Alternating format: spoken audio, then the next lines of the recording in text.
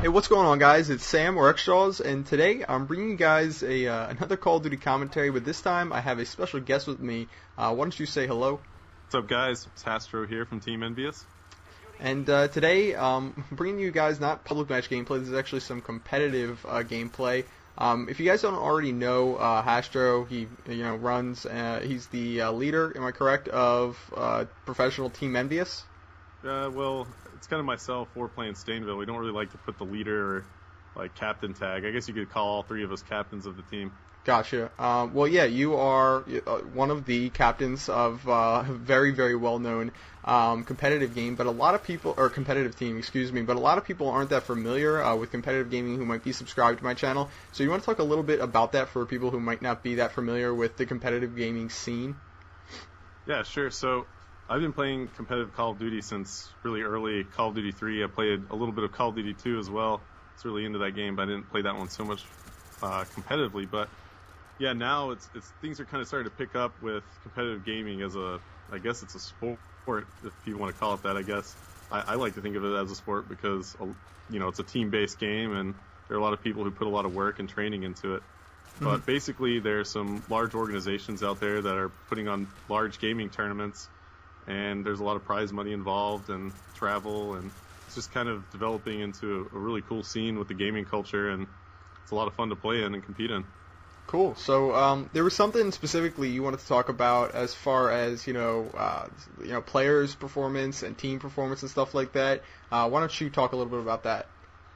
Yeah, sure. I mean, it's for the people who are familiar with pro gaming and competitive Call of Duty out there. A lot of people, I guess, have some misconceptions as to how you become so well known as a pro player, and I get a lot of questions about from people who are wondering how they can become known or how they can get their name out there as a pro gamer. So I wanted to do this commentary with you, Sam, to kind of get the word out there. It's more so about how you perform over a long period of time. I mean, I guess for me, how I kind of developed my name was by just being successful and consistent in all the big, large events that MLG is putting on and some of the other smaller leagues out there and online tournaments that you see around.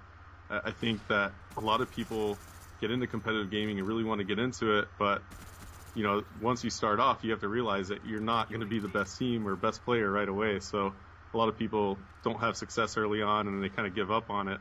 But I do know from what I've seen that every time a casual gamer gets converted into a competitive gamer, it seems like they don't really go back to just being a casual gamer. They're always interested in competitive gaming. So, it's kind of a beautiful thing, I guess.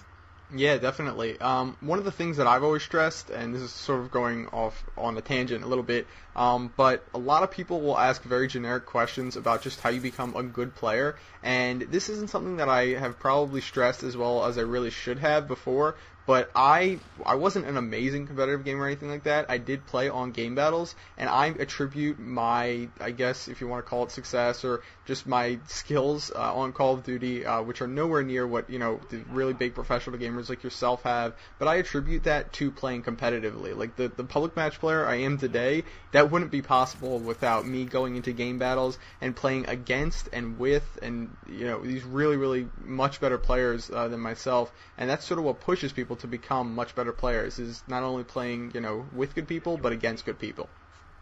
Yeah, totally. I mean, that's one thing I respect you even more for that now, because a lot of people are just kind of afraid to play against better competition, but the absolute 100% best way that you're going to get better at Call of Duty is to play against players who are better than you and play with them a lot. So that's, I started off playing Call of Duty 4, on the MLG scene. That's the first Call of Duty that they picked up on the pro circuit. I wasn't the best Call of Duty 4 player out there. I was good, don't get me wrong, but I wasn't, right when I started off initially, I wasn't, top 32 players in the world worthy, top 8 worthy, which is pro status for MLG, until I started getting myself into custom games with players who were better than me, and I made sure that I played with those guys every day and put in the hard work and practice, and, I kind of went through getting my ass beat a little bit starting off by a few of the better players, but, I quickly developed my skills that way. So one of the other things I wanted to mention was that a lot of people might have this misconception that in competitive gaming, 4 absolutely amazing players put together would be like one of the top teams or the best team ever. And one of the things that I think that has made Team EnVyUs such a great team is the fact that it has some amazing team chemistry and its team history is so extensive. You guys have been together forever. You want to talk a little bit about how team chemistry plays into how well a team will actually perform on the circuit? Yeah, you couldn't be any more right about that too, Sam. So, I've seen it happen before where you might have the 4 best slayers in the game get on one team, maybe the 4 most skilled players shooting-wise or reflex-wise, but the team absolutely doesn't work because there's nobody there to do the dirty work. So, yeah, the team thing plays out in regard to, you're going to have one player who's going to play the objective more so than the other players, or you're going to have one player who you hear the word support come out, and the support player is kind of somebody who, helps out their objective player when they're running flags and capture the flag, or, is just there to jump on flags and domination every now and then. So, yeah, I mean, you always have to kind of pay attention to the roles that everyone's going to play on a team. So once you get a team together that's going to be successful and you know that they're going to be successful, you usually find out that the players that make up that team play their roles better than other people would play those roles. So that's one thing I guess is good to touch on here. Yeah, that's one of the things that I just think keeps, it's something really important that a lot of people probably overlook really easily, especially people new or looking to get into competitive gaming might not realize, because I'm sure a lot of people, and, if you correct me if I'm wrong, but I'm sure a ton of people get involved in competitive gaming, and if they don't see immediate success, which is something that you actually touched on earlier in this commentary, they'll be discouraged and they might not want to do it, and it's obviously not going to come immediately. You're absolutely right in what you said before. It's like, from experience that it's like with time comes, a lot of success. If you guys stick together, you're going to develop that team chemistry. It's not necessarily something that will either be there or not be there. It's something that you have to work to develop, right? Right, yeah, exactly. I mean, I think a lot of teams that you see having success now are teams that stay together, and that's always kind of been true. Teams who kind of work together through the losses and figure out what they're doing wrong. Anytime you switch up rosters and pick up different players, that's a rebuilding phase that you're going to have to do all over again. So, yeah, I mean, stressing the importance of sticking together and figuring things out is probably the better route.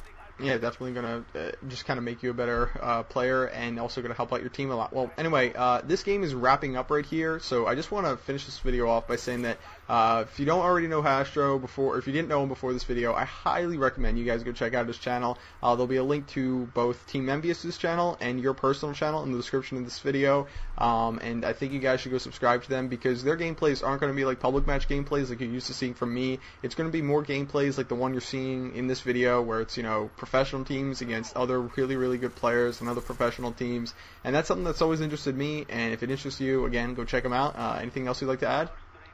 No, just thanks for having me, Sam, and I hope that some of your subscribers come check us out, and look forward to making more videos for you guys. All right, I'll see you guys later. Bye.